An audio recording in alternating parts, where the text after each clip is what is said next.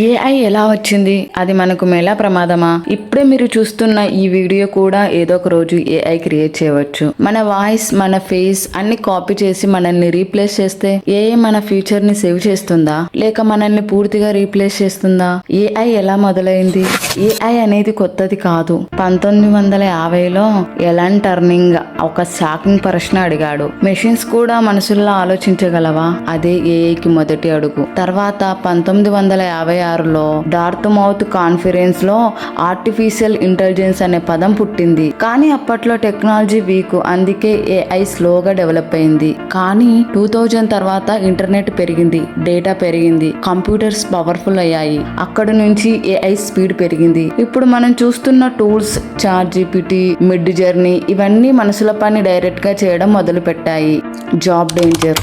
ముందు మనుషులు చేసే పనులు ఇప్పుడు ఏఐ చేస్తుంది. డేటా ఎంట్రీ, ఎడిటింగ్, డిజైనింగ్ ఇవన్నీ ఏఐ చేతిలోకి వెళ్తున్నాయి.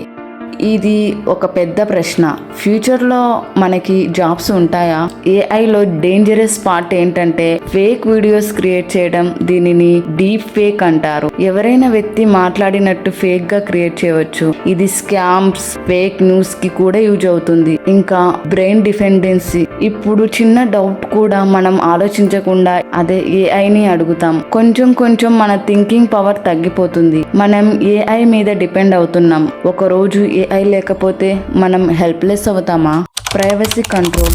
ఏఐ సిస్టమ్ మన డేటా కలెక్ట్ చేస్తాయి, మన హ్యాబిట్స్, మన చాయిస్. ఒకరోజు ఏఐ మన డెసిషన్స్ కూడా కంట్రోల్ చేస్తే ఇది ఫ్యూచర్ లో బిగ్గెస్ట్ రిస్క్ కావచ్చు. కానీ ఏఐ పూర్తిగా డేంజర్ కాదు. అది ఒక టూల్. నైఫ్ ఎలా యూజ్ చేస్తే అది హెల్ప్ చేస్తుందా లేక హర్ట్ చేస్తుందా డిపెండ్ అవుతుంది. అలాగే ఏఐ కూడా మన చేతిలోనే ఉంది. ఏఐ మన ఫ్యూచర్ ని చేంజ్ చేస్తుంది, కానీ మనం దానిని ఎలా యూజ్ చేస్తామో అదే మన ఫ్యూచర్ ని డిసైడ్ చేస్తుంది. మీ ఒపీనియన్ ఏంటి?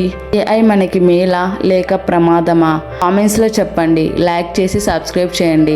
మీరు ఇచ్చే ప్రతి ఒక్క లైక్ నాకు ఎంతో సపోర్ట్గా ఉంటుంది. Thank you for watching.